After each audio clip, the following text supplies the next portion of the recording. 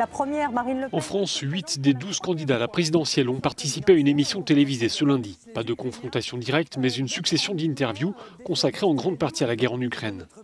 Marine Le Pen du Rassemblement national a dit vouloir augmenter le budget de la défense et renforcer ainsi la capacité militaire de se défendre de manière plus autonome. Vous n'avez jamais été élu, c'est Même ambition pour Éric Zemmour du parti Reconquête, qui s'est engagé sur un chiffre, plus 70 milliards d'euros pour le budget de la défense nationale. À l'élection présidentielle. Valérie Pécresse du parti Les Républicains s'en est prise à Emmanuel Macron, affirmant qu'il avait été, je cite, trop tardif dans sa prise de conscience de la dangerosité de Vladimir Poutine. Le candidat président a lui défendu sa politique en précisant qu'il entendait bien continuer à parler avec le chef de l'État russe pour trouver une solution à la guerre. Bonsoir Emmanuel Macron.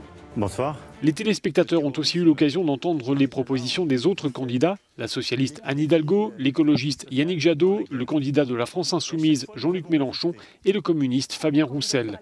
Tous ont plaidé pour un cessez-le-feu en Ukraine, tous ont aussi évoqué les conséquences de la guerre pour les Français, notamment la flambée des prix de l'énergie, chacun proposant des mesures pour en limiter l'impact. Cette première grande soirée électorale a été suivie par plus de 4 millions de téléspectateurs.